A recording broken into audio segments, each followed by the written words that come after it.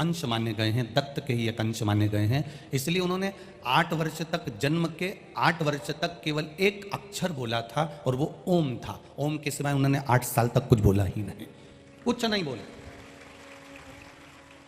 केवल एक अक्षर का नाद किया है, केवल एक अक्षर का उच्चारण किया, केवल एक अक्षर को उन्होंने पूछा।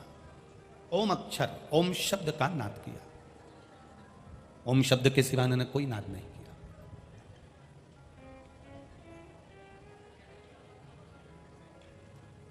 शैववीर संप्रदाय के अंतर्गत, लिंगायत संप्रदाय के अंतर्गत बच्चा जब जन्म लेता है तो गुरु हॉस्पिटल में जाकर उसको गुरु मंत्र देता है।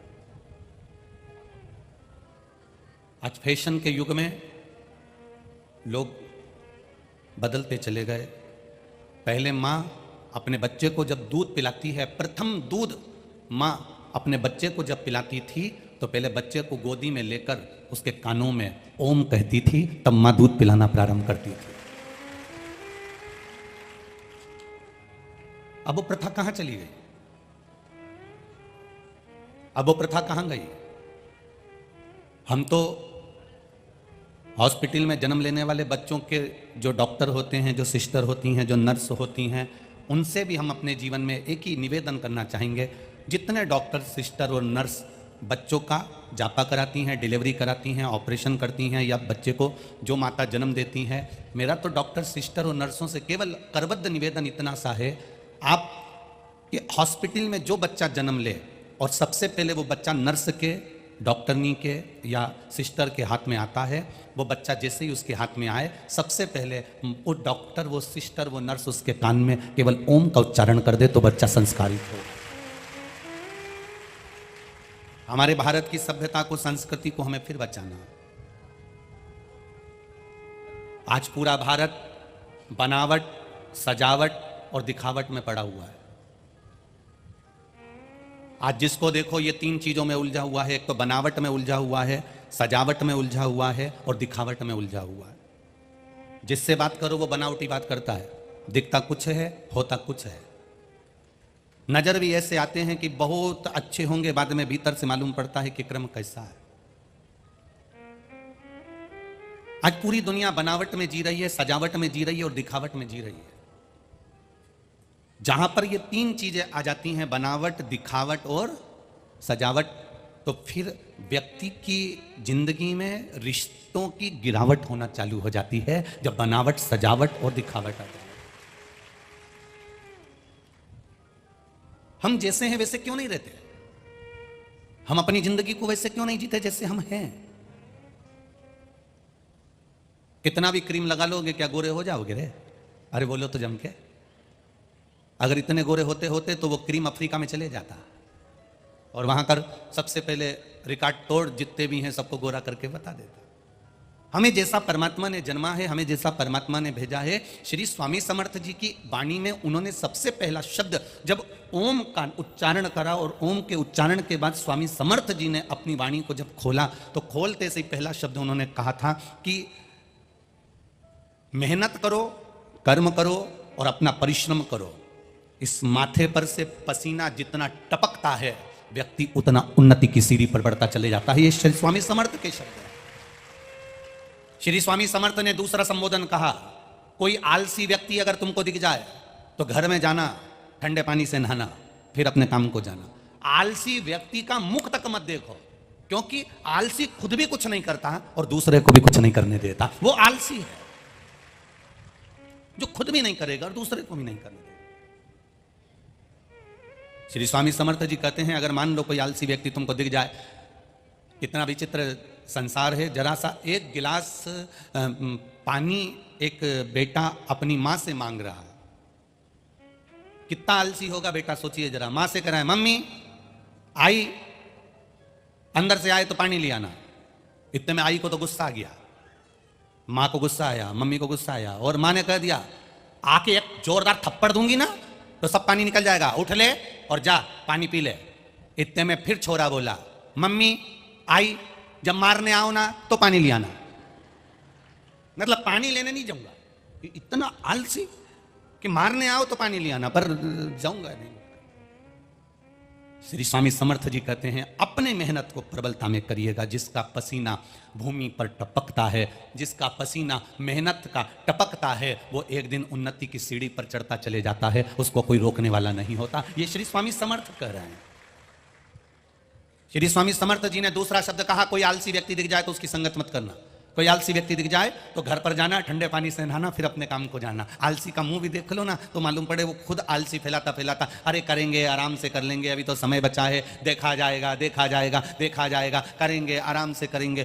शादी ब्याहों में कोई बड़े आयोजन में यही होता है, बस कर लेंगे, अभी तो 4 दिन बचे हैं, अभी कर लेंगे, 5 दिन बचे हैं, अभी तो कर लेंगे, 3 दिन बचे हैं, और मालूम पड़े दरवाजे पर बारात आ गई, दरवाजे पर दूल्हा आ गया। उसके बाद में लोग कर रहे हैं, साहब हलवाई कहाँ है, हलवाई कहाँ, भोजन क्या बनाया, मीठा क्या बनाया, तो हलवाई ढूंढते फिर रहा है, काम करते फिर रहा है, कहीं ये ढूंढते फिर रहा है, कहीं वो ढूंढते फिर रहा है। यहाँ श्री स्वामी समर्थ जी कहते हैं जिस काम की लगन होती है, जिस कार्य को आपको करना है, अगर कोई शादी का कार्य है, मंडप का कार्य है, ब्याह का कार्य है, जन्म का कार्य है, शादी की सालगिरह का कार्य है, आपके यहाँ जो बड़ा आयोजन कर रहे हो उससे 10 दिन पहले आप पूरी तैयारी कर लीजिए, तो समझ लो आप आलसी नहीं है। मालूम पड़े कर लेंगे, हो रहा है, 4 दिन बाकी हैं, होगा, करेंगे, धीरे धीरे हो जाएगा, सब हो जाएगा, कर लेंगे, ये आलसी तत्व की निशानी है। श्री स्वामी समर्थ कहते हैं ये आलसीता नहीं होना चाहिए। आलसी का मुख भी मत देखो, मेहनत प्रबल करिए महाराज। बनावट की दुनिया है, बहुत बनावटी जीवन दुनिया के लोग जी रहे हैं, बहुत बनावटी।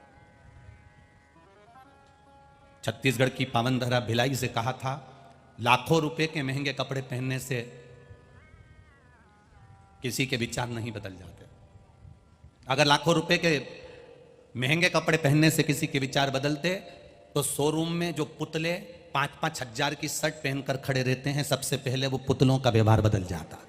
अगर कोई कपड़ों से पहचाना जाए कि अच्छे कपड़े पहन लेंगे तो अच्छे विचार हो जाएंगे। यहाँ तो रामचरितमानस में कह दिया, ऊंच निवास नीच करतूती देखा ना सकही पराई भभूति। यहाँ तो रामचरितमानस कहती है कई कई ऊंचे अवधे पर भी बैठ जाते हैं, बहुत ऊंचे पद पर भी बैठ जाते हैं, बहुत प्रतिष्ठावान भी हो जाते हैं, महंगे कपड़े भी पहन लेते हैं, महंगी गाड़ी में भी घूम लेते हैं, और मालूम पड़े अंदर से विचार शुद्ध ना हो पाए तो वो जीवन किस काम का है?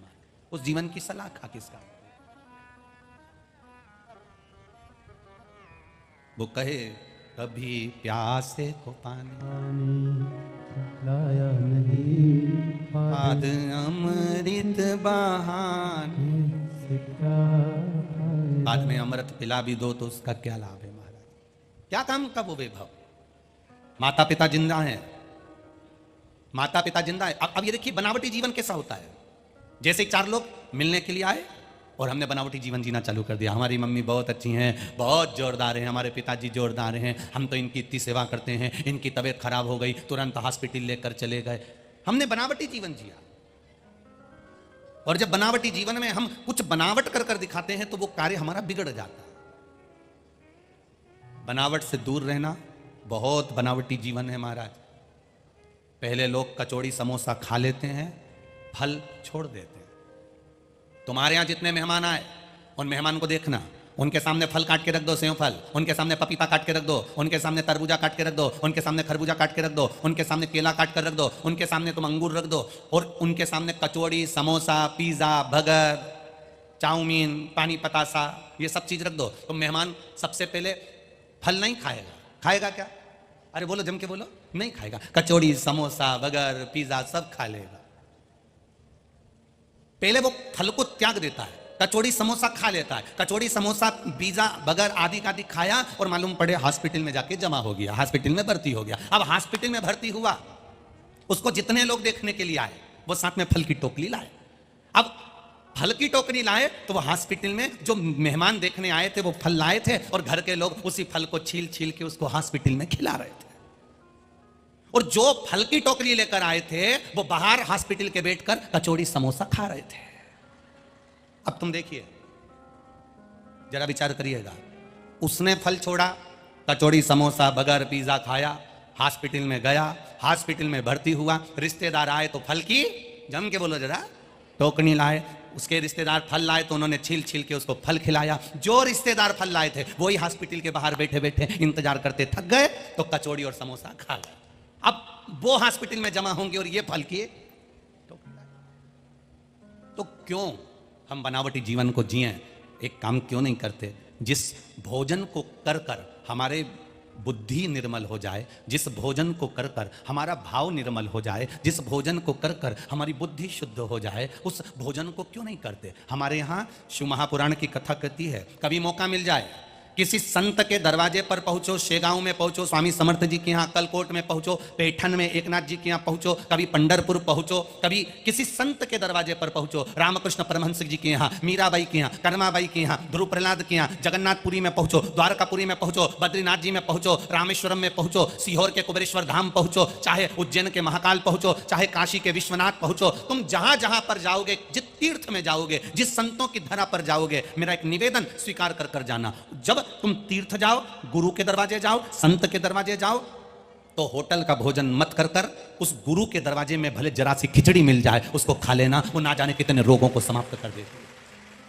जगन्नाथपुरी में जाओ तो होटल का भोजन ना कर कर जगदीश का प्रसाद लेकर खा लेना, ना जाने कितने रोगों को ठीक कर देगा। द्वारकापुरी में जाओ तो द्वारकाधीश के दरवाजे का भोजन ग्रहण कर लेना, ना जाने कितने रोगों को ठीक कर देगा। हमारे विचार, हमारी बुद्धि, हमारी शुद्धता लेकर आती है। जैसा खाया अन्न, जम के बोलो, वैसा हो गया मन। जैसा पिया पानी और जैसा पिया दूध, वैसा बन गया बुद्ध। दूध से हमारी बुद्धि बनती है। गाय का दूध पीते थे तो गाय जैसे एकदम चटपट होते थे। गाय का बछड़ा कैसा होता है? गाय का बछड़ा, गाय ने जन्म दिया और बछड़ा उठ के खड़ा हो जाता है। गाय का बछड़ा बहुत देर तक जमीन पे नहीं पड़ा रहता, जन्म लेते से ही गाय का बछड़ा उठकर खड़ा हो जाता है। और भैंस का, जिन जिन के यहां भैंस है उनसे पूछना, भैंस का छोरा छोरी होए, भैंस का पाड़ा होए, भैंस का बछड़ा होए, तो वो इतनी जल्दी उठ जाता है क्या? उसको उठने में पूरा दिन लग जाता है, तब जाकर भैंस का बच्चा उठ पाता है। शिव पुराण कहती है, जिसने गर्भ अवस्था में बच्चा है और गाय का दूध थोड़ा सा भी शंकर भगवान को समर्पित कर कर पिया है, उसका बच्चा तुरंत चलने के लिए जागरूक हो जाता है। और जिसने गर्भ अवस्था में बच्चा है और भैंस का खूब दूध पिया, तो उसकी औलाद उठती नहीं, पक्की आलसी। इसलिए हमारे यहां कहावत है, भैंस के आगे, अरे तुम्हें मालूम है राकोला वालों? अरे वाह, बहुत जोरदार। क्या कहावत है? भैंस के आगे बीन बजाना। अब तुम भैंस के आगे कितनी भी बीन बजा लो तो वो सुनेगी क्या? हारन दिया जाओ, सुनेगी क्या? भैंस के आगे कितनी भी बीन बजाओ, वो सुनती नहीं है। उसी तरह तो जब हमारे घर के बच्चे जन्म लेते हैं और जन्म लेने के बाद उनसे कहो, ले पढ़ाई कर ले, ले पढ़ ले, ले चल चल, ले मैं तुझे ये कर दूं, ले मैं तुझे कपड़ा पहना दूं, ले मैं ऐसा कर दूं, ले मैं वैसा कर दूं, और तुम भैंस के आगे कितनी भी बीन बजा लो, क्योंकि उसने गर्भ के समय पर भैंस का दूध पिया है, तो औलाद में थोड़े से भैंस के लक्षण आ गए। इसलिए वो लक्षण आए तो इसलिए वो औलाद भी ऐसी कैसी भैंस जैसी पड़ी रहे। मोबाइल चलाती रहेगी पर हिलेगी नहीं, तुम कितनी बीन बजा लो, तुम कितनी भी। इसलिए हमारा सनातन धर्म कहता है, गौ माता का दूध भले 1 चम्मच हो, शिव जी को चढ़ाकर अगर आचमन कर लिया तो वो ना जाने कितने दोषों को समाप्त कर देता है, ना जाने कितने दोषों को समाप्त कर देगा। गौ माता के दूध में वो तत्व होता है, गौ माता के दूध में वो सूर्य की किरण होती है, गौ माता के दूध में वो स्वर्ण होता है, गौ माता के दूध में वो एनर्जी होती है, गौ माता के दूध में वो औषधि होती है, गौ माता के दूध में वो पावर होता है कि माता के गर्भ में रहने वाला बच्चा, जब मां गाय का दूध 1 चम्मच भी पीती है और गर्भ में बच्चा होता है, तो वो बच्चा कभी विकलांग पैदा नहीं होता, वो चलता फिरता आनंद करने वाला होता है। आज कितना हॉस्पिटल में बच्चे जन्म ले रहे हैं, जन्म लिया बच्चे को हार्ट में छेद हो जाता है। पहले कभी सुना तुम लोगों ने ऐसे बीमारियां? अरे बोलो जम के। आज हर 10 लोगों को छोड़कर कैंसर हो जाता है। पहले तो कैंसर किसी एक को होता था, 2-4 गांव में तो लोगों को टेंशन होता था, कैंसर जैसी बीमारी हो गई, कैंसर जैसा रोग हो गया। आज हर 8 घर छोड़कर, 4 घर छोड़कर, 6 घर छोड़कर, 8 रिश्तेदार छोड़कर किसी ना किसी को कैंसर की बीमारी हो रही है। छोटे छोटे से बच्चों को शुगर हो रही है, छोटे छोटे से बच्चे को बीपी हो रहा है। क्यों हो रहा है? ये माता का खान पीन। जब बच्चा गर्भ में रहे, मेरा माताओं से निवेदन है, तुम्हारी सास अगर तुम्हें टोकेगी ना तो तुम्हें बुरा लगेगा, पर सीहोर वाला महाराज तुम्हारी सास है ना, तुम्हारा ससुर है।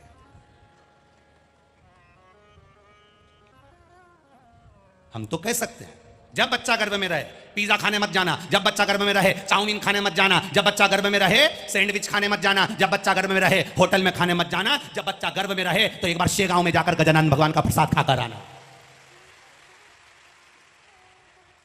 जब तुम्हारा बच्चा गर्भ में रहे तो एक बार शेगांव से ले जाना, गजानन महाराज के दरवाजे पर लाइन लगाना, भोजन की एक थाली लेना, प्रेम से भोजन ग्रहण करना, जय गजानन करते करते जब भोजन करोगे, गर्भ से जन्म लेने वाला बच्चा भी तुम्हारी सेवा करने की तन्मयता रखेगा और वो तुम्हारी सेवा करेगा, क्योंकि संस्कारवान होगा। अब गर्भवती नारी को पति हॉस्पिटल दिखाने ले गया तो गर्भवती नारी ने कहा मेरा मन बहुत कर रहा है, पानी पतासा खा लूं, पानी पूरी खा लूं। अब वो पानी पूरी खाने के लिए गई और मालूम पड़े उसने दोना पकड़ा दिया, पहले ही गर्भ में बच्चा और उसने हाथ में पकड़ा दिया कटोरा। तो औलाद भी ऐसी पैदा हुई, दिन भर भीख मांगे, 5 रुपए दे दे, 10 रुपए दे दे, 5 रुपए दे दे, क्योंकि गर्भ में बच्चा था। और पानी पूरी वाले ने, बोलो जम के बोलो, सीवर वाला महाराज कोई गलत कह रहा है क्या? वो पानीपुरी वाले ने दोना पकड़ाया, प्लेट पकड़ाई, कटोरा पकड़ाया और तुम्हारी आदत होगी। अब गर्भ से बच्चा, सिर पे पल्लू, भीख मंग मंग के खाओ, और पानीपुरी वाले को भी पाँव में खुजाल चल रही, और पाँव में खुजाल, और इसने कहा पानीपुरी ने खुजाल के हाथ और जो दिया, और ये खाती खाती बोली पानी में बहुत स्वाद, ऐसा स्वाद तो घर में भी नहीं आए, क्योंकि घर में खुजाल का पानी नहीं दिया जाए। अब उस स्वाद, और मालूम पड़े पानीपुरी वाले को हो गई सर्दी, और फिर आन दो पानी में स्वाद, फिर आया पानी में स्वाद, कई स्वाद आ रहा जोरदार। अब इनके क्या मालूम कि इसमें एक्स्ट्रा आइटम डला है, इनके क्या मालूम कि मैं कुछ आइटम अलग से डल गया तो स्वाद पाए।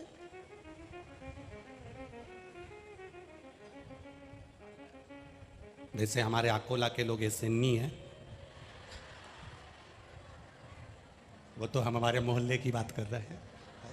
और निवेदन है गर्भस्थ बच्चा रहे, हमारा संस्कार हमारे बच्चों को हम दें, सब कुछ देना बच्चों को, खूब अच्छी शिक्षा देना बच्चों को, खूब अच्छी पढ़ाई कराना बच्चों को, पर साथ में उनको अच्छा संस्कार देना, अच्छा संस्कार।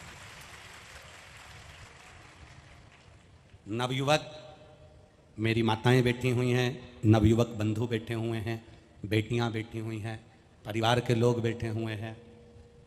आप एक नियम बनाना, पति कहे कि चल मैं तुझे गर्भस्थ के समय पर चाउमीन खिला लाऊं, पिज़्ज़ा खिला लाऊं, तुम दिल से कहना आज मेरा मन कर रहा है, चलें अक्कलकोट, चलें शेगांव, चलें राजराजेश्वर का दर्शन करने, वहाँ पर जो भोजन मिलेगा, वहाँ जो प्रसाद मिलेगा, वो मेरे बच्चे की जिंदगी सवार है,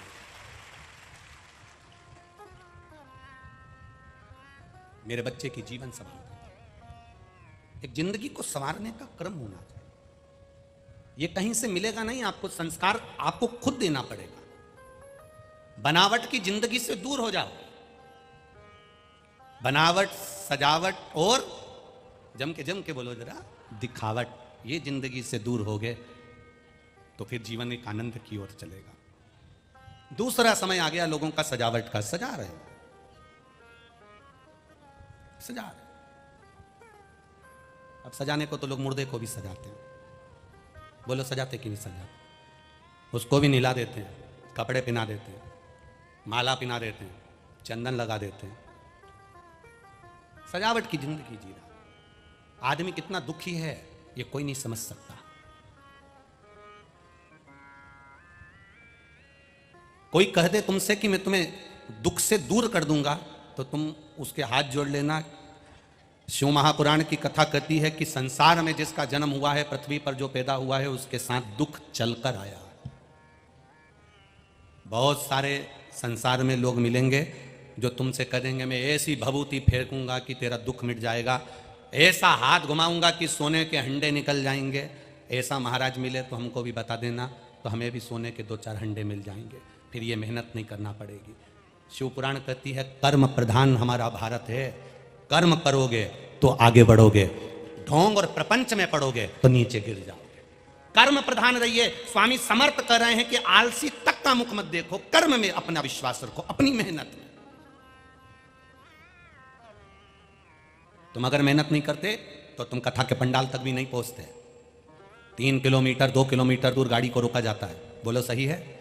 अब तुम कर्म नहीं करते, तुम कहती मैं तो जाऊं नहीं, मैं तो यहीं बैठी रहूंगी, बस नहीं हिलना मुझे, तो कर्म कराना तुमने।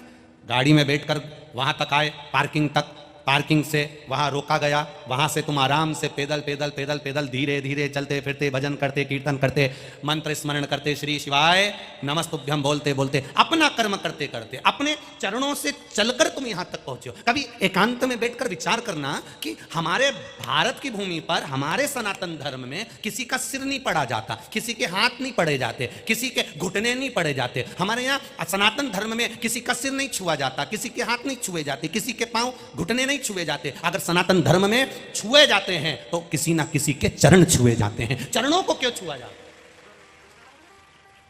सनातन धर्म में सिर को प्रणाम नहीं करते, सनातन धर्म में कंधों को प्रणाम नहीं करते, सनातन धर्म में हाथों को प्रणाम नहीं करते, सनातन धर्म में घुटनों को प्रणाम नहीं करते, सनातन धर्म में जंघा को प्रणाम नहीं करते, सनातन धर्म में पीठ को प्रणाम नहीं करते। सनातन धर्म में अगर प्रणाम करते हैं तो केवल चरण को प्रणाम करते हैं। अगर नमन करते हैं तो चरणों को नमन करते हैं, हाथ को नहीं, सिर को नहीं, आंख को नहीं, कान को नहीं, मुख को नहीं। ये मुख दिन भर भगवान का भजन करता है। आज तक तुम्हें ऐसा मिला कि कोई तुम्हारे यहां मेहमान आया और उसने तुम्हारे मुख को प्रणाम करा हो? नहीं। जो भी प्रणाम करेगा चरण को प्रणाम करेगा, जो भी प्रणाम करेगा वो चरणों को करेगा। क्यों? क्योंकि चरण केवल एक ऐसे होते हैं जो हमको अपनी मंजिल तक पहुंचा देते हैं। इसलिए जो आपको मंजिल तक पहुंचाए प्रणाम उसको करा जाता है। जो आपको मंजिल तक लेकर जाए उसको नमन किया जाता है, जो आपको मंजिल तक पहुंचाए प्रणाम उसको किया जाता है, जो आपको मंजिल तक ले जाकर पहुंचा दे प्रणाम उसको किया जाता है। हाथों को प्रणाम नहीं करते, आंखों को प्रणाम नहीं करते, श्रवण शक्ति को प्रणाम नहीं करते, मुख की वाणी को प्रणाम नहीं करते, सिर को प्रणाम नहीं करते, कंधों को प्रणाम नहीं करते, पीठ को वक्षस्थल को प्रणाम नहीं करते, कमर को नाभि को प्रणाम नहीं करते, जंघा को घुटने को प्रणाम नहीं करते। प्रणाम केवल उन चरणों को करा जाता है जो चलकर मंजिल तक लेकर जाते हैं। उनको छुआ जाता है कि आपके चरण ने इतनी ऊंची मंजिल छू ली, ऐसा आशीर्वाद देना कि हम भी उस मंजिल तक पहुंच सकें। इसलिए चरणों को प्रणाम करते हैं, उस मंजिल तक पहुंचे हम।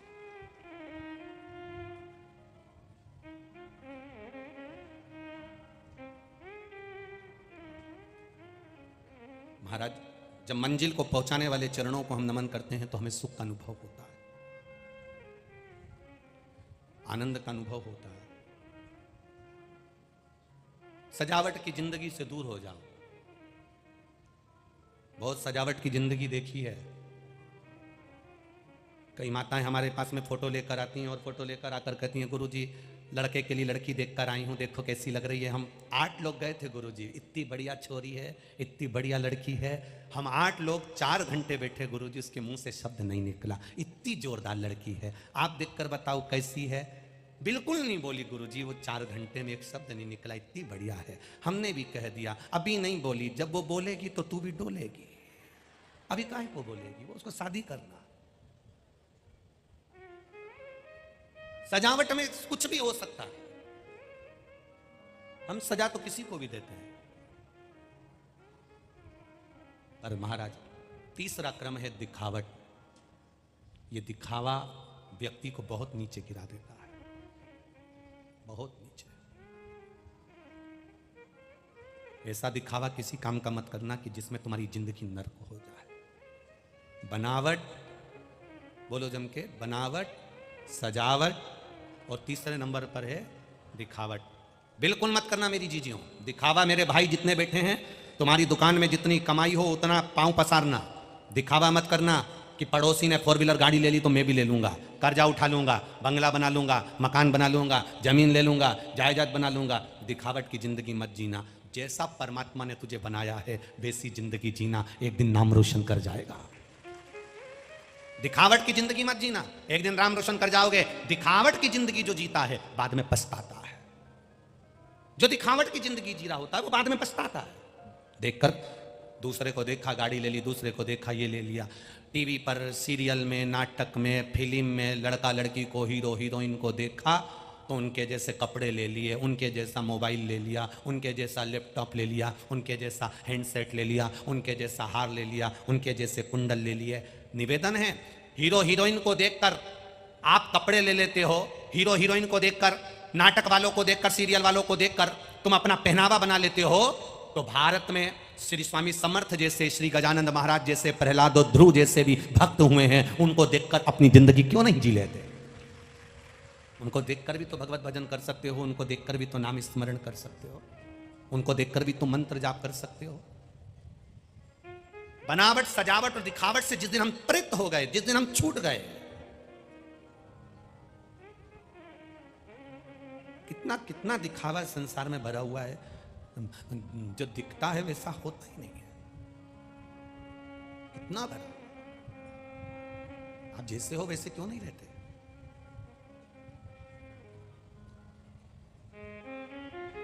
परम पूज्य राम कथा के रसिक आदरणीय प्रेम भूषण जी एक बात कहते हैं, हम राम जी के हैं और राम जी हमारे हैं। हम जैसे हैं वैसे हम परमात्मा के रहें, उसमें कोई बदलाव मत लाना, कोई बदलाव नहीं। करे बनावट दुनिया करे जितनी करे, सजावट करे दुनिया जितनी करे, और दिखावट करे दुनिया जितनी करे।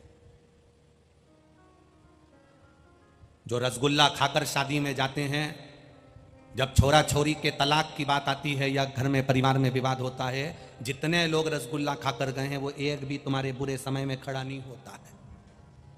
जिन लड़का लड़की का तलाक चल रहा है, अदालत में केस चल रहा है, विवाद चल रहा है दूल्हा दुल्हन का, पति पत्नी का, जिनकी शादी में 500 लोग आए थे, जिनकी शादी में 700 लोग आए थे, पूछा जाता है कितने लोगों का रिसेप्शन है, कितने लोग आएंगे? 500 आदमी का है गुरुजी, 700 आदमी का है गुरुजी, 1000 आदमी का है गुरुजी। रिसेप्शन में 500 आदमी बुलाए गए, मौसी चाची काका नाना बुआ फूफा सारे रिश्तेदार बुलाए गए। जब तुम्हारे घर में विपदा आती है, लड़का लड़की का संबंध टूटने का समय आता है, अदालत में जाकर खड़े होते हो, जिनको तुमने रसगुल्ला खिलाया, इतना बड़ा बड़ा गिफ्ट देकर भेजा, अच्छी अच्छी साड़ी दिलाकर, तिलक करके लिफाफा देकर भेजा, उसमें से कितने लोग तुम्हारी विपदा की घड़ी में खड़े होते हैं? है कोई खड़ा होने वाला? जिनको लिफाफा देकर भेजा, जिनको गिफ्ट देकर भेजा, जिनको रसगुल्ला देकर भेजा, 400 रुपए की प्लेट का खाना खिलाकर भेजा, 700 रुपए की प्लेट का खाना खिलाकर भेजा, नाश्ता 300 रुपए का खिलाकर भेजा, चाय कॉफी पिलाकर भेजा, एक वेटर नौकर लगा रहा, खूब बड़ा रिसोर्ट करा, शादी में करोड़ों का खर्चा करा। जब लड़का लड़की का संबंध बेकार होता है, आपस में विवाद होता है, अदालत में बात पहुंचती है, जितने लोग खाकर गए हैं वो सब जब संबंध बिगड़ता है तब अपने अपने घर में बैठकर कहते हैं अच्छा है, होने दो, ऐसा ही होने दो, ऐसा ही होने दो। खूब उचक रहे थे, खूब हराम का आ रहा था, अब मिली शेर पे सवा शेर, लोग ऐसा कोसते हैं। तो उससे अच्छा है, बड़ा रिसोर्ट करने से अच्छा है, 500 रुपए की प्लेट का भोजन कराने से अच्छा है, 500 रिश्तेदार बुलाने से अच्छा है, शेगांव में जाकर गजानन बाबा को रिश्तेदार बनाकर उसके सामने विवाह कर दो। किसी मंदिर में पहुंचकर भगवान के सामने विवाह करो। जब भगवान के सामने भावर पड़ेगी, भगवान के सामने संबंध होगा। ये बड़े बड़े रिसोर्टों में बड़ा बड़ा पैसा जो जाता है, ये धीरे धीरे जब कंट्रोल होने लगेगा। गरीब आदमी शादी करने में डरता है, क्योंकि एक अच्छे कुल के लड़के की जब शादी होती है, लड़की की शादी होती है, 10 तरह का मीठा बनता है, 25 तरह का नमकीन बनता है, सारी तरह के स्टॉल लगते हैं। खाते कितना हो? एक व्यक्ति कितना खाएगा? जरा सा लेगा प्लेट में खाएगा फेंकेगा, जरा सा लेगा चखेगा फेंकेगा, जरा सा लेगा प्लेट में फेंकेगा। उस बाप से पूछो जिस बाप ने 1-1 रुपया जोड़कर बैंक में जमा कर कर अपनी बेटी की शादी करी होती है, उसको मालूम होता है एक प्लेट की कीमत क्या होती है। विचार कर, ये बनावट की, दिखावट की, सजावट की जिंदगी से दूर क्यों नहीं हो रहे हम? कितने दिखावट में पड़े, कितने। आज हमको बहुत अच्छा लगा, यहाँ सवेरे 8 बजे से 11 बजे तक जो कथा चल रही है, हमको सीखने को मिला है इस कथा से। क्या सीखने को मिला है? हम जो चीज़ सीखते हैं सबके सामने बता देते हैं। हमें यह सीखने को मिला कि दुनिया के लोग कहते हैं कि सियोर वाला महाराज पैसा लेता है, तो उनके लिए एक सबसे सुंदर बात हो गई, तुम्हारा जो पैसा लगता है इन टेंटों में लगता है, इन लाइटों में लगता है, इन सारी चीज़ों में लगता है। अब आपसे हमने ये सीख लिया, जब सवेरे 8 बजे से 11 बजे तक कथा हो सकती है, तो शाम को 5-6 बजे जब सूरज ढलने लगे तब भी तो कथा हो सकती है, तो टेंट की जरूरत ही नहीं पड़ेगी। फिर क्या जरूरत? किसी चीज की जरूरत नहीं पड़ेगी। आसमान खुला, मंच खुला, और उस मंच पर व्यासपीठ पर केवल शिव के ऊपर एक छोटी सी छाया, बाकी के जहां बैठो तहां बैठकर कथा का आनंद लो, अपना सुख ग्रहण करो और अपने जीवन को आनंद पाओ। सीखने को मिला, ये सीख है हमारे लिए कि सब कुछ हो सकता है। लोगों ने कहा था सवेरे 8 बजे आकोला में चिड़िया उड़ेगी। आकोला से 10 किलोमीटर दूर कथा, आकोला वाले ही नहीं उठते। 7-8 बजे तक तो दुकान खुलती, 9-10 बजे आकोला वालों की, तो कौन आएगा कथा में? ये कल कथा में 9 लाख से ऊपर लोग थे, 9 लाख से ज़्यादा, और आज भी पूरे पंडाल भरे पड़े हुए हैं, यहाँ से लेके वहाँ तक सब भरा पड़ा। ये तुम्हारी विश्वास और श्रद्धा है।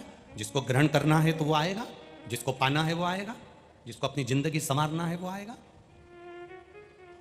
वैभव से नहीं हुआ है कुछ, करोड़ों लगा दिया, करोड़।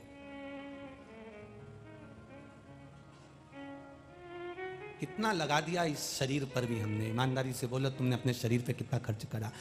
300 रुपये का इतना बड़ा ट्यूब आता है, ना जाने कौन सा, ऐसा नीचे से दमोचो क्रीम निकल के फिर ऐसे ऐसे लगा लेते थे। 300 रुपये इतना बड़ा साबुन लेके आते हैं 60-70-100 रुपये का, वो 15-8 दिन भी नहीं चलता, खत्म।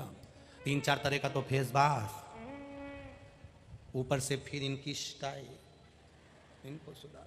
अपने तो है ही नहीं तो क्या खाक सुधार, जिनके है वो सुधार। फिर धीरे धीरे नेल पॉलिश भी ऐसी नई नई डिजाइन की, पहले इधर से लाल लगा लो, आधी में नीली लगा लो, फिर उसमें सफेद ऐसे ऐसे कर दो, तब दूसरे, और उनमें भी 3 बार फूंक मारो। कहाँ की जिंदगी है। हम तो कई लोगों से कहते हैं जितना समय तुम दर्पण के सामने निकालते हो ना, उसमें से आधा समय भी भोलेनाथ जी के पास निकाल लो, जिंदगी संवर जाए, संवर गई जिंदगी। जितना दर्पण के सामने खड़े हो, जितनी देर तुम दर्पण के सामने अपना जीवन निकालते हो, दर्पण के सामने आप 5 मिनट खड़े हो, श्रृंगार कर रहे हो, 5 मिनट में से 2.5 मिनट आप भोलेनाथ को दे दो, बस वो उतना। और ये श्रृंगार और श्रृंगार में अंतर देख लेना। क्रीम की चमक 6 महीने, 8 महीने, 4 महीने, 2 दिन, 15 दिन रहती है। अच्छे कर्म की चमक मरते दम तक रहती है, मरते दम, वो चमक खत्म नहीं होती।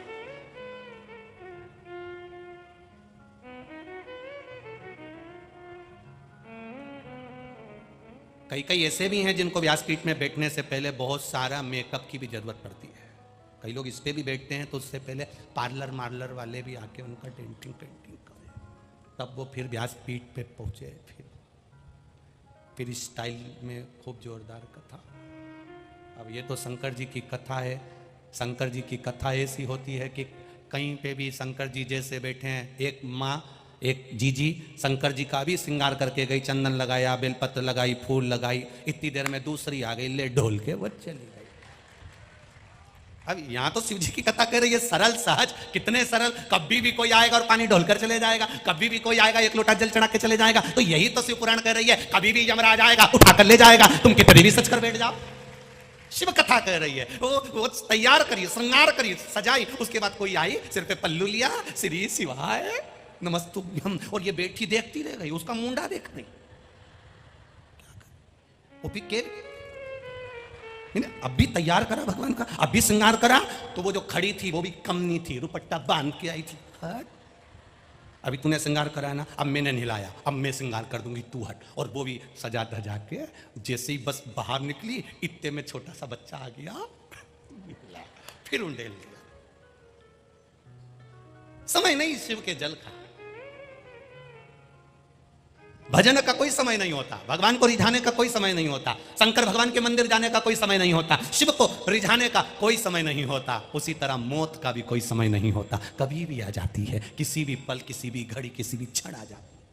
आप दिखावट की जिंदगी से दूर क्यों नहीं होते? अरे जैसे हो ना वैसे रहो, जैसे हो वैसे रहो, को मस्त जिंदगी जियोगे। जो दिखावट की जिंदगी में जीता है वो आधा घंटा भी सुकून की जिंदगी नहीं जी पाता। शादी में तुम देखना कितना सज धज के लोग आते हैं, शादी के अंदर कितना सज धज के आते हैं, साड़ी में पिन भी लगाएंगे, जोड़ा भी लगाएंगे, लाइन भी खींचेंगे, डब्बा भी भरेंगे, कलर भी लगाएंगे, सब कुछ लगाएंगे, और शादी में गए और मालूम पड़े ये आकोला जैसी गर्मी पड़ जाए तो सारा दिल के अरमान आंसुओं में बह गए, सब करे रहेगा। काजल भी ऐसा फैला कि एक आंख का पूरा फैलेगा, एक थोड़ा ढका रहेगा। क्या मतलब?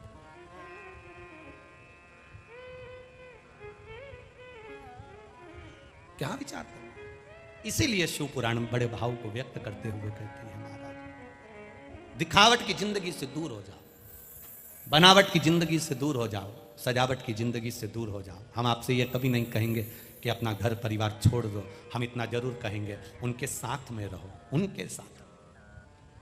पहाड़ पर बैठकर कोई भी तप कर सकता है, पहाड़ पर बैठकर कोई भी संत बन सकता है, गंगा यमुना सरयू कावेरी मंदाकिनी के तट पर बैठकर कोई भी तप कर सकता है।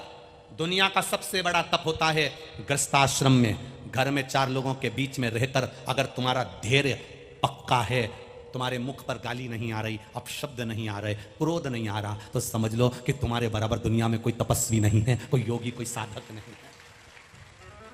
पर्वत पे बैठकर तो कोई भी तप कर सकता है, पहाड़ पे बैठकर तो कोई भी भजन कर सकता है, तुम्हें अकेले बिठा दो भजन में तो तुम बैठ जाओगे तप करने के लिए गंगा के घाट पर, भूमि पर, पृथ्वी पर, कहीं आकाश में, जहां तुम्हारी मर्जी पड़े, पर्वत के ऊपर, जहां तुम्हें बिठाया जाएगा अकेले बैठकर तप कर लोगे। सबसे बड़ा तप होता है घर में, माँ रह रही है, पिताजी रह रहे हैं, भाई रह रहा है, बहन रह रही है, भाभी रह रही है, रिश्तेदार रह रहे हैं, परिवार रह रहा है, और उन परिवार के साथ रहकर भी तुम्हारे चेहरे पर स्माइल है, तुम्हारे चेहरे पर प्रसन्नता है, क्रोध नहीं, अपशब्द नहीं, गाली नहीं, ताने नहीं, आड़े तेड़े शब्द नहीं। जरा सा क्रोध आया, जरा सा टेंशन आया, जरा सा डिप्रेशन आया और तुम्हारे मुख से कुछ ना कुछ निकलने लगा तो तुम्हारा जीवन बेकार है। सबसे बड़ा तप, सबसे बड़ी साधना, सबसे बड़ा आश्रम गृहस्थ आश्रम होता है। घर में रहकर अगर आप हमेशा स्माइल देते रहते हो तो समझ लो कि आपको ढूंढने परमात्मा को नहीं जाना, परमात्मा आपको ढूंढने के लिए आएगा।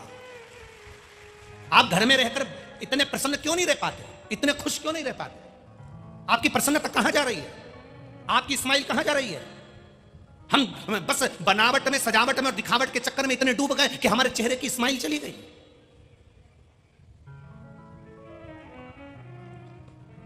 आज का व्यक्ति केवल मोबाइल में जब सेल्फी लेता है तब मुस्कुराता है, बाकी के समय तो रोता ही रहता है।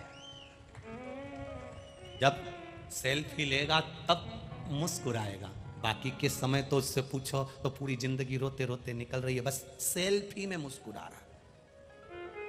जो सेल्फी में मुस्कुराना जानता है ना, वो सही ढंग में भी मुस्कुरा सकता है। अगर अपनी जिंदगी को सही जीना सीख ले तो मुस्कुरा सकता है। जो जिंदगी भर रोता है, शिव महापुराण की कथा कहती है, भगवान शंकर पार्वती जी से कह रहे हैं, सुनो पार्वती, जो हमेशा रोना रोता रहता है, मेरी दुकान नहीं चल रही, मेरा घर में ये हो गया, परिवार में ये हो गया, बेटे को ये हो गया, बेटी को ये हो गया, जो जिंदगी भर रोता रहता है, भगवान शंकर पार्वती जी से कहते हैं, दिन भर में सरस्वती एक बार मुख से निकलती है। जो दिन भर रोता है, किसी ना किसी चीज के लिए रोता ही रहता है, वो पूरी जिंदगी रोते रोते ही निकालता है। जो दुख आने पर भी कह दे कि परमात्मा है, भोलेनाथ जी बैठे हैं, मुझे टेंशन नहीं है, तो वो अपनी जिंदगी को खुश होकर जी लेता है। फिर उसको दुख नहीं झेलता, फिर उसको दुख नहीं। कितना एक भील की कथा आती है शिव पुराण के अंतर्गत। एक भक्त भील था जिसका नाम था चंड, चंड भील। जंगल में रहता था, वन में रहता था, जंगल में रहता, वन में रहता, और वन में रहते रहते रहते रहते एक बार निकल के जा रहा था तो उसको टूटा हुआ खंडेरा शिवालय दिखा। शिवालय मतलब शंकर का मंदिर, टूटा हुआ। जब टूटा हुआ खंडेरा दिखा, शिवालय दिखा, तो वो शिवालय में गया। उसने देखा यहाँ शंकर जी हैं, शंकर भगवान का शिवलिंग रखा हुआ है। चंड भील ने देखा यहाँ पर कोई पूजन करने वाला नहीं, आराधना करने वाला नहीं, कोई नमन करने वाला नहीं, कोई प्रणाम करने वाला नहीं, तो चंड भील ने वो शंकर भगवान के शिवलिंग को कंधे पर उठा लिया और उठाकर लेकर अपने घर चले गया। घर पर गया तो घर में झोपड़ा, कोई इतना बड़ा मकान तो नहीं था, कोई बड़ा भवन तो था नहीं, कोई बड़ा महल तो था नहीं भील का। चंड भील ने अपने झोपड़े में शंकर भगवान के उस शिवलिंग को रख लिया। अब चंड भील गांव के बुजुर्ग के पास गया और बुजुर्गों से पूछा कि शंकर जी की सेवा कैसे करते, शिवलिंग की सेवा कैसे करते। तो चंड भील को कहा गया कि शंकर जी को चाहिए क्या, पानी चढ़ा दो, चिता भस्म चढ़ा दो और बेलपत्र पुष्प चढ़ा दो। कि चिता भस्म क्या होती है? चिता भस्म मतलब जब मुर्दा जल जाता है उसकी जो भस्म होती है वो चिता भस्म कहलाती है। चिता भस्म, हाँ। चंड भील ने नियम ले लिया, मेरे गांव के बुजुर्ग ने जो बताया है, जल चढ़ाऊंगा, फूल चढ़ाऊंगा, बेलपत्र चढ़ाऊंगा, चिताभस्म चढ़ाऊंगा। चंड भील गया, शमशान में पहुंचा, चिताभस्म भर के पोटली ले आया, घर में रख ली, शंकर जी की पूजन करने लगा। उसको नहीं आता था, किसी ने बताया, वैसा कर दिया। अब उसको यह नहीं मालूम कि यह सही है कि गलत है। एक होते हैं वेद, एक ब्राह्मण बड़े विद्वान, बहुत प्रबल विद्वान, वो मंदिर में पूजन कर रहे हैं और शंकर भगवान के लिए वेद ध्वनि कर रहे हैं, मंत्रों का उच्चारण कर रहे हैं, खूब भगवान को रिझा रहे हैं। एक छोटा सा बच्चा जल चढ़ाने जाता था, छोटा सा लोटा लेकर, वो पंडित जी को देखता था कि रोज मंत्र जप रहे हैं, रोज बोल रहे हैं, तो उस बच्चे ने भी मुंह से बड़बड़ाना चालू कर दिया। बच्चा तो बच्चा ही था। अब पंडित जी मंत्र बोल रहे थे, ये चालू हो गया है, A for apple, B for ball, C for cat, D for dog. Pandit ji ने चिल्ला दिया, पागल हो गया, मूर्ख हो गया, मेरी नकल कर रहा है, मैं मंत्र पढ़ रहा हूं, तू A फॉर एप्पल पढ़ रहा है, B फॉर बॉल पढ़ रहा है। उसने कहा अंकल, अब उसको नहीं मालूम पंडित जी हैं, अंकल मुझे ये मंत्र नहीं आते, इसलिए मैं शंकर जी को बस यही बोल रहा हूं। अंग्रेजी में भगवान को रिझा रहा है। फिर दूसरे दिन गया तो वो हिंदी सीख गया। आ से अनार, का से कबूतर, खा से खरगोश, बा से बकरी, गा से गमला, घा से घड़ी, डा से ढक्कन, डा से डम। फिर पंडित जी को गुस्सा आया, अरे पागल हो गया, ये काका काका है, क्यों क्यों पढ़ रहा है? आप वेद मंत्र पढ़ रहे हैं, मुझे नहीं आता, मुझे मंत्र नहीं आता।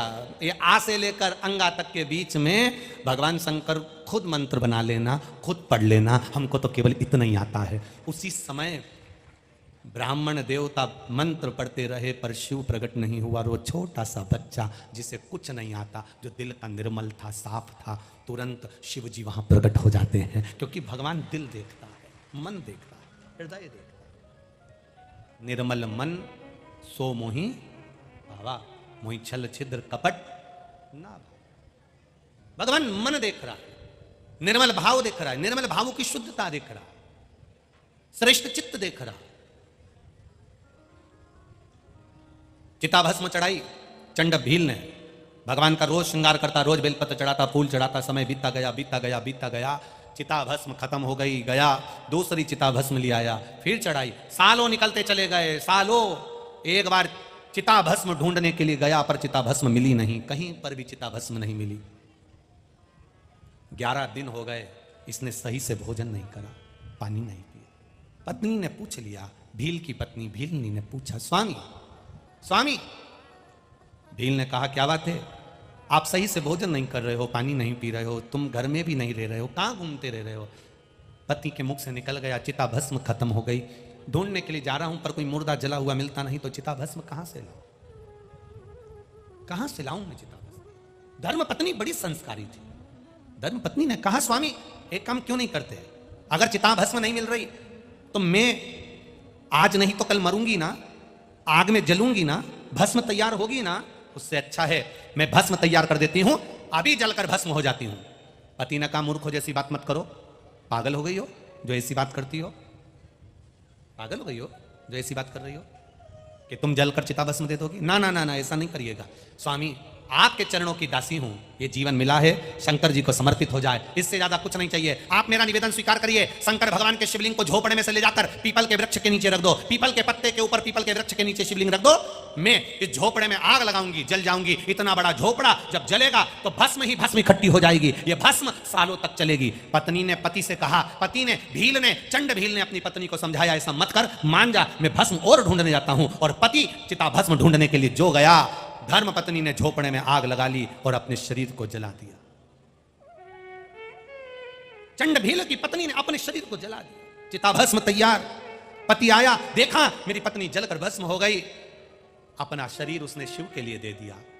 भस्म उठाई, शंकर जी को पीपल के वृक्ष के नीचे शिवलिंग पर चढ़ाई। उसका नियम था भील का, चंड भील का नियम था कि वो शंकर जी के शिवलिंग के सामने थोड़ी देर भजन गाकर नाच लेता था। आज अकेला बस भस्म चढ़ाकर उठकर नाचने ही वाला था। उसके मन में आया कि आज तक मैं जब से शंकर जी को लेकर आया हूं, अकेला नहीं नाचा, मेरी अर्धांगिनी साथ में नाचती थी, मेरी पत्नी साथ में नाचा करती थी, शिव जी का भजन किया करती थी। आज अकेला भजन कर रहा हूं, नाच रहा हूं। उठकर हाथ उठाए थे हर हर महादेव कहने के लिए, इतनी देर में पीछे से धर्म पत्नी ने आवाज लगा दी, हर हर। जो धर्म पत्नी ने आवाज लगाई, चंड भील को लगा ये तो मेरी अर्धांगिनी की आवाज है, ये तो मेरी पत्नी की आवाज है।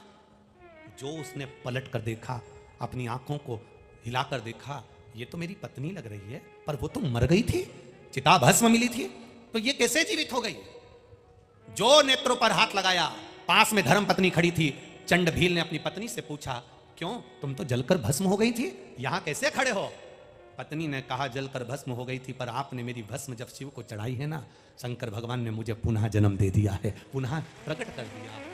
शिव सामने थे,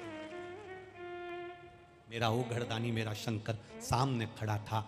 दोनों पति पत्नी हाथ उठाकर हर हर महादेव कह रहे थे, आंख से दोनों के अश्रु बह रहे थे। भोलेनाथ जो भील और भीलनी को देखे, शंकर जी ने कहा, अब क्या चाहते हो बोलो? भील और भीलनी कहते हैं आपके कैलाश में रहना चाहते हैं। शंकर जी ने नंदी को खड़ा करा, भील भीलनी को नंदी पर बिठाया। भोलेनाथ जी ने नंदी का डोरी रस्सी को पकड़ा, लेकर मेरे महादेव कैलाश के लिए चल दिए। ये निर्मल भक्ति है, निर्मल मन सो मोही। भगवान कभी नहीं कहेंगे आपसे कि आप सोना दो कि चांदी दो कि हीरा दो कि पन्ना दो। भगवान शंकर कभी नहीं कहते कि मुझे इतना दो। भगवान शंकर कभी नहीं कहते कि मुझे 2 किलो दूध चढ़ाओ। भगवान शंकर कभी नहीं कहते कि मुझे 5 किलो घी चढ़ाओ। भगवान शंकर कभी नहीं कहते कि मुझे इतना सारा चंदन लगाओ। शंकर भगवान कहते हैं निर्मल मन से मेरे पास आना। तेरे पास कुछ भी नहीं है, मेरी बेलपत्री जो चढ़ी है उसे उठाकर धोकर वापिस चढ़ा देना। मेरे पास कुछ भी नहीं है, तेरे पास कुछ भी नहीं है। अगर शिवलिंग पर बेलपत्र भी नहीं है तो शिवलिंग का मात्र 3 उंगली से स्पर्श कर लेना, और हाथ में चंदन भी नहीं है तो उंगली फेर कर चंदन का भान कर लेना। मैं उस चंदन को स्वीकार कर लेता हूं, मैं उस बेलपत्र को स्वीकार कर लेता हूं। कुछ भी नहीं, मेरे मंदिर के सामने से जाना, मुस्कुराकर चले जाना, मैं तुझे प्रसन्न कर देता हूं। शिवलिंग का, शिवालय का शिखर का दर्शन हो जाए, बस उसका दर्शन कर लेना, मैं उन्नति की सीढ़ी पर शिखर जैसा बढ़ा देता हूं। तू क्यों चिंता करता है? चिंतन कर मेरा, मैं तेरे साथ हर पल चलता हूं, हर पल।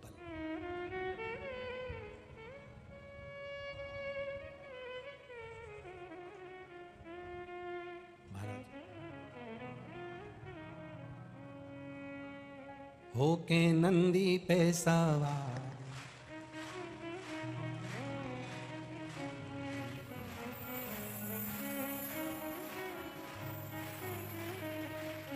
बड़े भाव से आनंद के साथ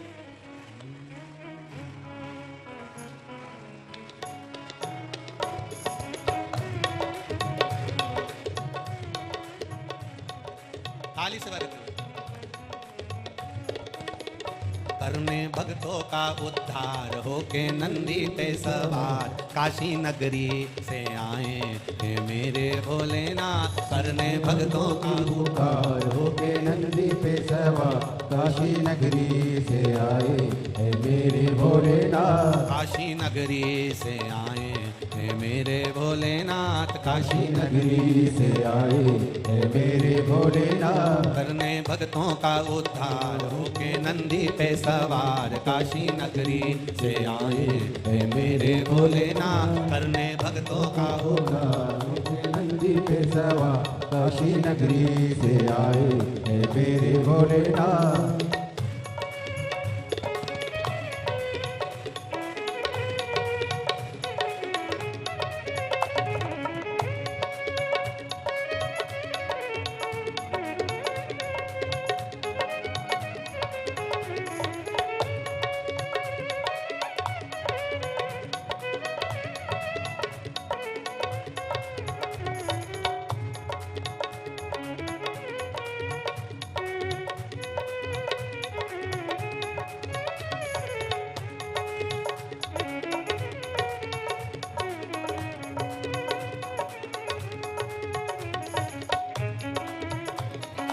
राधे हरि बोल।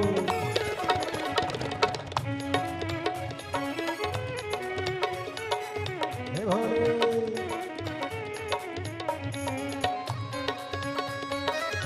जय हो।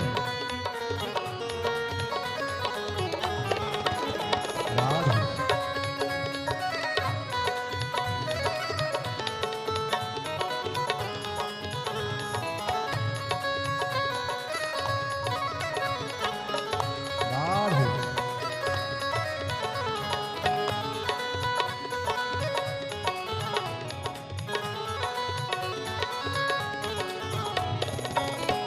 जय हो।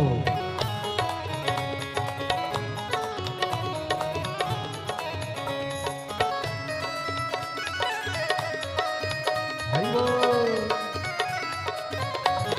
जय हो। जय हो रे।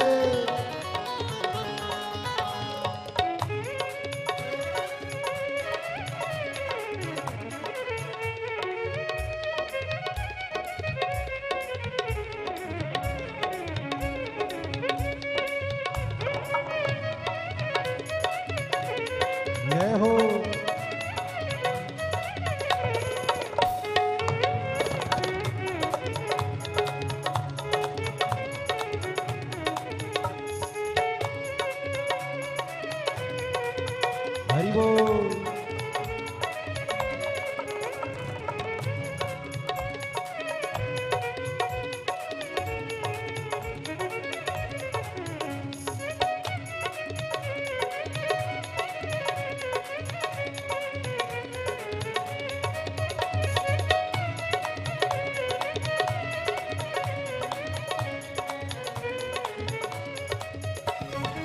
बस मीरा माए देखो डमरू बजाए, कैसा निराला बोले रूप सजाए। बस मीरा माए देखो डमरू बजाए, कैसा निराला बोले रूप सजाए। ओ बस मीरा माए देखो डमरू बजाए, कैसा निराला बोले रूप सजाए। बस मीरा माए देखो डमरू बजाए, कैसा निराला भोले रूप सजा। गले में है सर उकार होके नंदी पे सवार, काशी नगरी से आए है मेरे भोलेनाथ। सुन के भक्तों की पुकार होके नंदी पे सवार, काशी नगरी से आए है मेरे भोलेनाथ। होके नंदी पे सवार सुन के भक्तों की पुकार, काशी नगरी से आए हैं मेरे भोलेनाथ। सुन के भक्तों की पुकार होके नंदी पे सवार, काशी नगरी से आए है मेरे भोलेनाथ।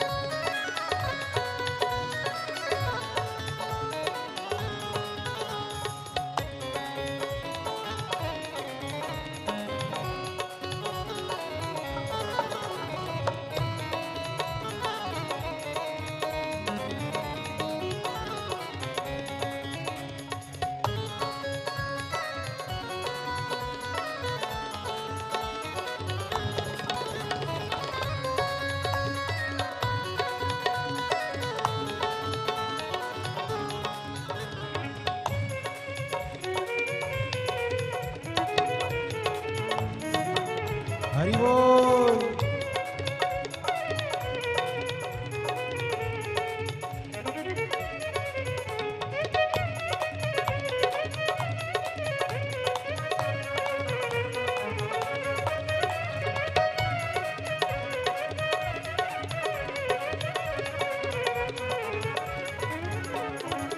मृगशाला पहने भोले जटाओं में गंगा, चम चम चमकता है माथे पे चंदा।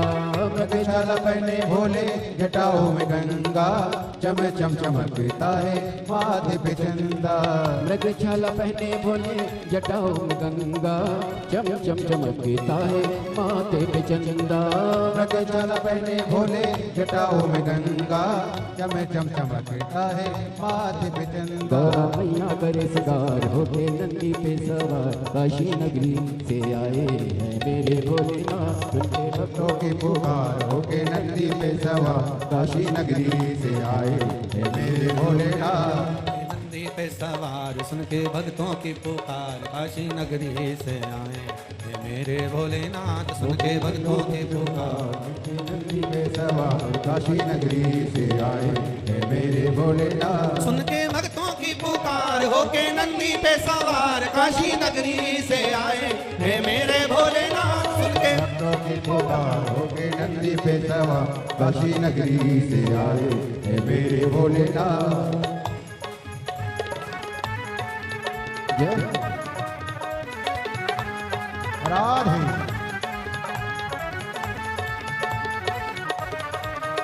हरि बोल। भोले राधे।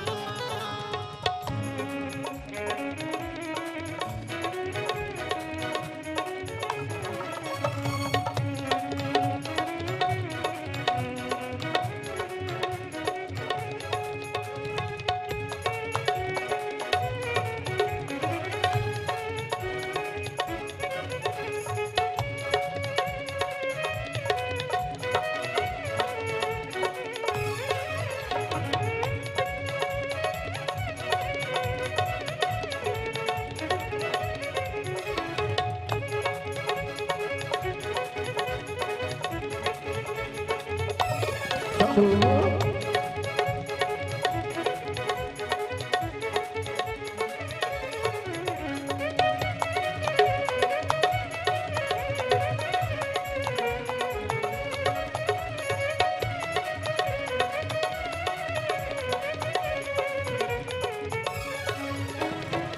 देवों के देव इनकी महिमा महान है, भोले भक्तों के ये तो भोले भगवान है।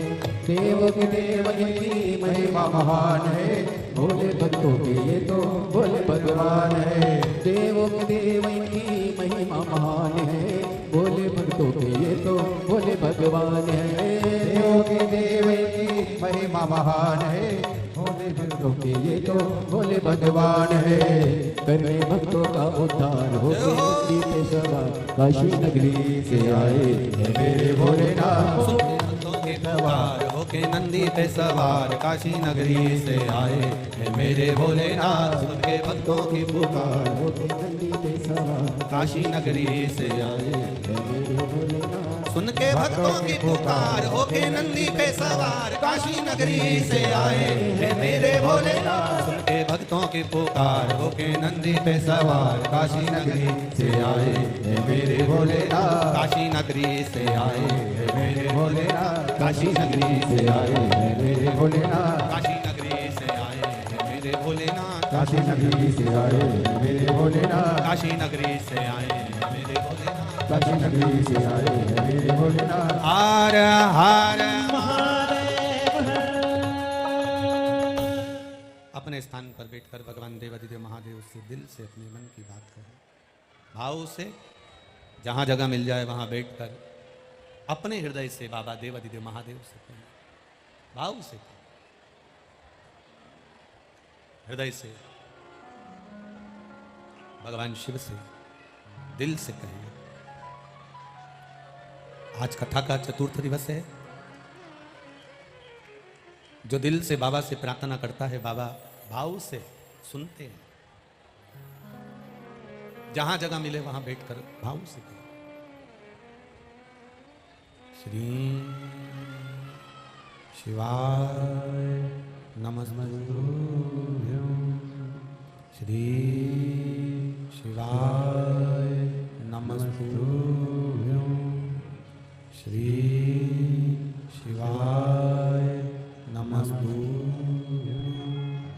श्री शिवाय नमस्तुभ्यं।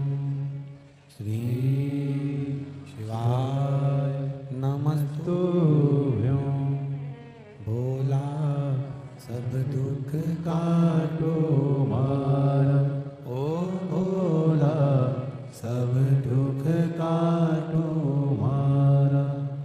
शिव शंकर जपो तेरी माला, भोले बाबा जपो तेरी माला।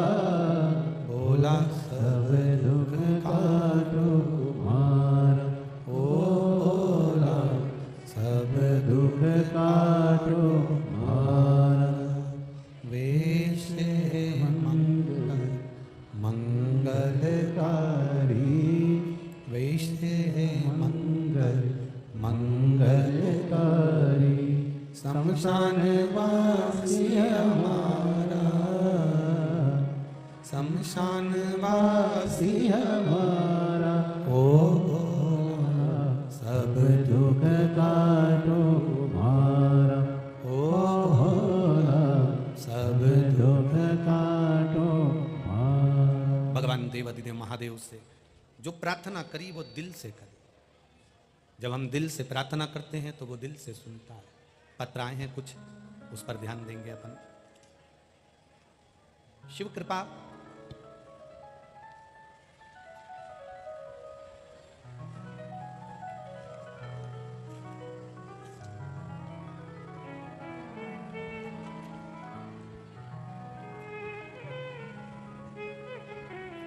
सो मेघा पवन बिरला रहीवासी मालेगांव जिला वाशिम से हैं। कहीं बैठे हों तो हाथ हिलाइएगा। सो मेघा पवन बिरला रहवासी मालेगांव जिला वाशिम से हैं। कहीं बैठे हों तो हाथ हिलाइएगा, जहाँ कहीं भी बैठे हों। बाबा की कृपा से 10 वर्ष से संतान नहीं थी। शादी को 10 साल हो गए थे। डॉक्टरों के हिसाब से हमारे यहाँ संतान का सुख मना कर दिया गया था। पर एक रिश्तेदार हमारे आए और उन्होंने कहा, 1 लोटा शिव जी को जल का चढ़ाओ, सफेद आंकड़े की जड़ वाला प्रयोग करो। गुरुदेव, बाबा की कृपा किसको कहते हैं? 10 वर्ष तक सारे डॉक्टरों को दिखाया, सबका इलाज करवाया, पर कोई फायदा नहीं हुआ। अंत में जब हार कर बैठ गए, तब किसी ने पशुपति व्रत के बारे में, सफेद आंकड़े की जड़ के बारे में और 1 लोटे जल के बारे में बताया। वो करना प्रारंभ करा। शिव मंदिर चली जाती थी, लोग टोक दिया करते थे, जब 10 साल भगवान ने नहीं दिया तो अब क्या देगा। 20 दिन बाबा को जल चढ़ाते हुए और शिव जी की कृपा से मेरा गर्भ ठेर गया और 10 साल के बाद संतान की प्राप्ति हुई। 10 वर्ष के बाद संतान की प्राप्ति हुई है, शिव कृपा।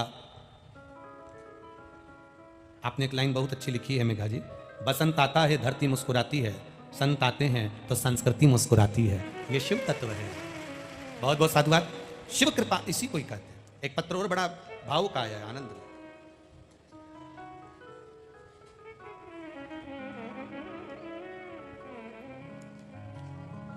मेरा नाम राधिका रवि मिश्रा है, मैं नागपुर की निवासी हूं।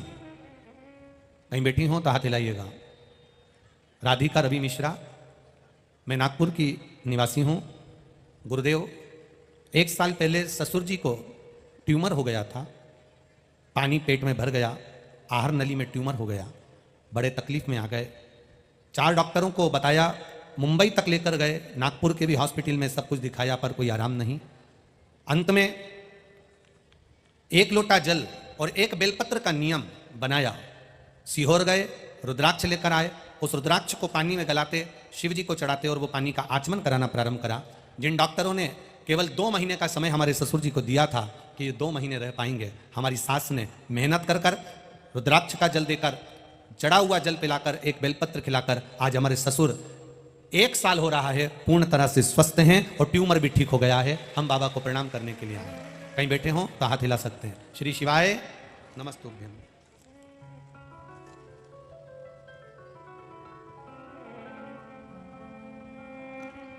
मेरा नाम रेखा संतोष घुंगे है, मैं जलगांव महाराष्ट्र से आई हूं। मेरा मोबाइल नंबर ये है। कहीं बैठी हो तो हाथ हिला सकती हैं।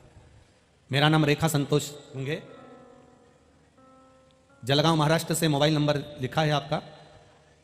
गुरुजी, 4 साल से लगातार बेटा एग्जाम दे रहा था पर नौकरी नहीं लग रही थी। बाबा की कृपा किसको कहते हैं? शिव तत्व किसको कहते हैं? गुरुदेव, बाबा की कृपा से मेरे बेटे को सेंट्रल गवर्नमेंट की नौकरी मिली है। मैं बाबा को यहाँ पर नमन करने के लिए आई हूँ।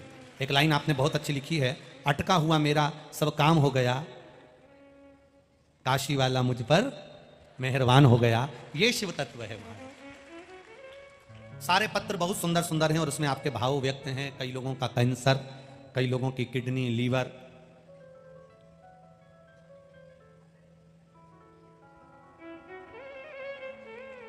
ऐसे कई पत्र आपके यहाँ आप लोगों ने भेजे हैं। कोई लिखकर भेजा है, गुरुजी हम 1 नंबर गेट के पास बैठे हैं और बाबा को केवल प्रणाम करने के लिए आए हैं, जिन्होंने हमें गर्भाशय में जो कैंसर था उस कैंसर से मुक्त कर दिया है। हम शिव को नमन करने के लिए आए हैं। ये शिव तत्व है जो दिल से, भाव से, आनंद से। मेरा नाम सुरेखा प्रमोद सूर्यवंशी है, मैं भुसावल महाराष्ट्र से आई हूं। मेरा मोबाइल नंबर, 2 मोबाइल नंबर इन्होंने लिखे हैं। कहीं बैठी हो तो हाथ हिला सकती हैं। मेरा नाम सुरेखा प्रमोद सूर्यवंशी है, हम भुसावल महाराष्ट्र से आए हैं। मेरा फ़ोन नंबर ये है। गुरुदेव, 1 लोटा जल का क्या महत्व है, हम क्या वर्णन करें। आप लोग इस पत्र को टीवी पर भी पढ़ा करो। हम तो पढ़ते ही हैं, पर आप लोग भी प्रयास करा करो। जो एलईडियाँ लगी हुई हैं या आस्था चैनल पर कथा चल रही है, मोबाइल पर चल रही है, पत्र को पढ़ा करो साथ में। और मेरा चैनल वालों से भी निवेदन, उस पत्र को आप पढ़ाया करो। लोगों को कम से कम उस पत्र का ज्ञान तो हो, नाम भी पढ़ाया हो। जितने भी लोग एलईडी के सामने बैठे हैं वो एलईडी के सामने पढ़ें, जो आस्था चैनल पर बैठे हैं आस्था चैनल पर। मेरा नाम सुरेखा प्रमोद सूर्यवंशी है, मैं भुसावल महाराष्ट्र से आई हूँ। मेरा फ़ोन नंबर ये है। 2 फ़ोन नंबर उन्होंने दिए हैं। गुरुदेव, 1 लोटे जल की महिमा का क्या वर्णन करूँ। एक दिन मेरे पेट में जोरों से दर्द हो गया। हम डॉक्टर के पास गए तो डॉक्टर ने कहा कि पहले सोनोग्राफी करा लो। हमने सोनोग्राफी करवा ली तो पता चला कि कैंसर पेट में फैल रहा है। हम बहुत टेंशन में आ गए। हम वैसे ही घर लौट गए। मैं घर जाकर बहुत रोई थी। उसके बाद हमने ब्लड टेस्ट कराया। टेस्ट कराने के लिए हम ब्लड मुंबई भेजा गया तो पता चला कि बच्चेदानी में कैंसर फैल गया है और वो कैंसर बहुत ज़्यादा मात्रा में फैला है। एक लोटे जल और बेलपत्र का क्या वर्णन करूं गुरुदेव। मेरे रोज सुबह 5 बजे शिव जी के मंदिर जाती और रोज शिवलिंग पर जल चढ़ाती, बेलपत्र चढ़ाती और उस बेलपत्र को मंदिर में ही शंकर को देखते देखते खा लेती। मेरा विश्वास टूटे ना, मैं बाबा से बस प्रार्थना करती रहती। गुरुदेव इस बार हमने फिर वापस जांच कराने की मन में ठानी।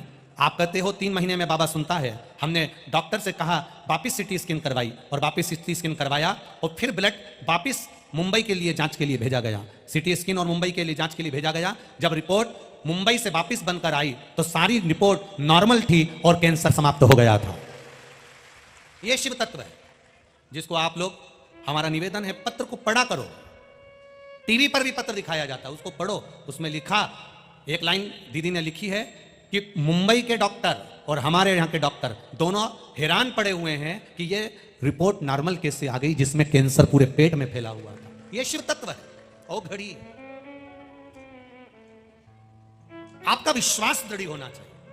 आप जाओ मेरे देवादिदेव महादेव के शिवालय में, लोग आपसे कहेंगे, हंसेंगे, अपशब्द बोलेंगे, ताना देंगे, आड़ा टेढ़ा कहेंगे, लोग आपको मंदिर जाने से रोकेंगे। पर मेरा निवेदन इस व्यासपीठ से, श्री स्वामी समर्थ शिव महापुराण की कथा से यही निवेदन करना चाहूंगा।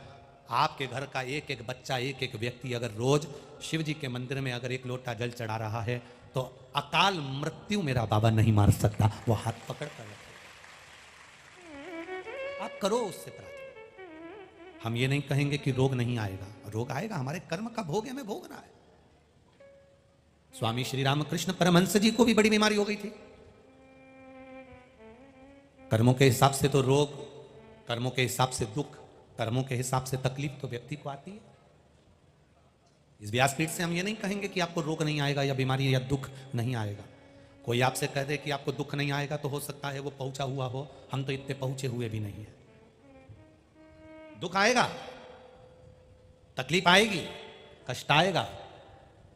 तकलीफें हमारे जन्म से हमारे साथ चलती है, आएगा। पर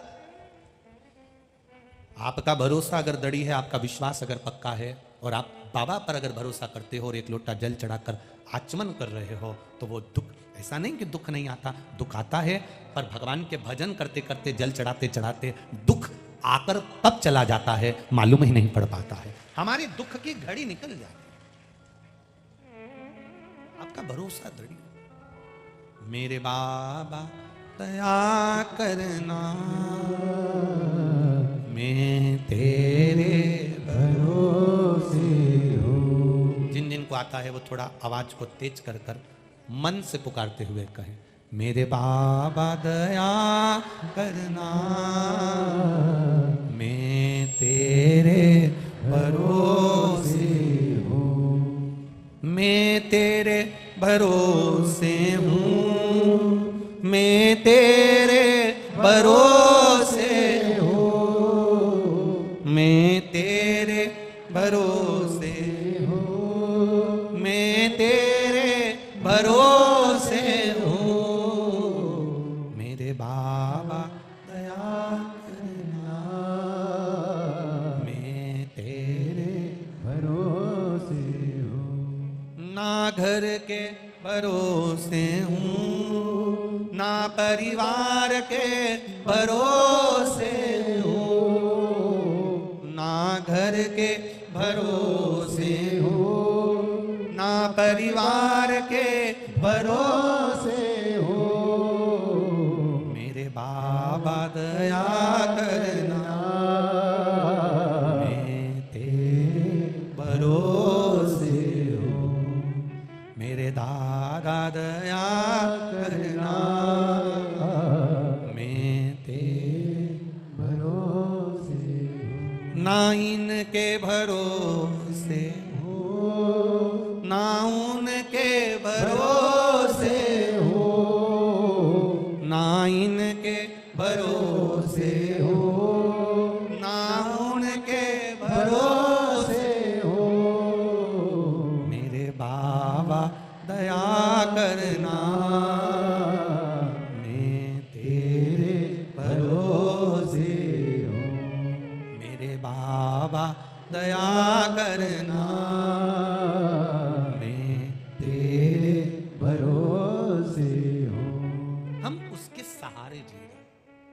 वो दीदी ने लिखा, सुरेखा प्रमोद जी सूर्यवंशी ने, एकदम अगर कैंसर जैसी बीमारी कोई बता दे तो कितना टूट जाता है व्यक्ति। 10 साल 15 साल संतान नहीं हुई तो कितना टूट जाता है। किसी को 2 साल 4 साल औलाद नहीं होती, संतान नहीं होती तो टूट जाता है। अब क्या, भगवान ने लिखा ही नहीं ललाट पर। पर आपका विश्वास मत टूटने देना। मेरी अकोला की जीजियों और मेरे जीजाओं, मेरी दीदियों, मेरी बहनों, मेरे भाई, मेरी बेटियों, बेटाओं, जीवन में उतार कर रखना। दूसरे पर किया गया भरोसा टूट जाएगा, पर मेरे कुबेर भंडारी पर किया हुआ भरोसा कभी नहीं टूटेगा। उसका नाम कुबेरेश्वर महादेव है, जिसका कंकर भी शंकर है। वहां का एक रुद्राक्ष उस भूमि पर कंकर शंकर की जगह पर खड़े होकर हाथ फैलाकर जो रुद्राक्ष लिया जाता है वो किसी अमृत से कम नहीं होता, सारी औषधियों का रूप होता है। सारी औषधियों का रूप है। कई लोग कहते हैं गुरुजी हम लोग बार बार फोन लगाते हैं, बार बार मैसेज करते हैं, कब मिलेगा, कम। जल्दी आपको सूचना 2-4-8 दिन में बाबा दे देगा और प्रयास करेगा कि प्राप्त हो। हम पर कहेंगे ऐसी ही व्यासपीठ से आपको सूचना दे देंगे, आप चिंता ना करें, मिलेगी सूचना। आप जाओगे, जो आप लोगों ने दान किया है, अन्नदान, मुद्रा दान, जो आप लोगों ने धन दौलत पैसा अन्न दिया है, वहां जाकर जब 20-20 हजार लोगों को भोजन करता हुआ देखोगे तो आपको लगेगा कि आपका 1 रुपया दिया हुआ सार्थक हुआ है। आप जाओगे, अभी कोई धर्मशाला, हाँ आपको एक सूचना देना थी, वो दे दें। आकोला नगर में शेगांव वाले बाबा की कृपा से, गजानन महाराज की कृपा से, जो 251 कमरों की धर्मशाला बन रही थी, जितने नाम आना थे, बाबा की कृपा से पूरे नाम शेगांव वाले बाबा ने पूरे कर दिए हैं। जिन नामों को आना था 251 कमरे के, बाबा की कृपा से वो नाम पूरे आ गए हैं। एक बार शेगांव वाले बाबा को दादुबाद हर हर महादेव। कल से कमरों के नाम की घोषणा नहीं होगी, क्योंकि बाबा ने 251 कमरों के नाम आज पूरे करवा दिए हैं और बाबा की कृपा से वो धर्मशाला का काम चालू हो गया है।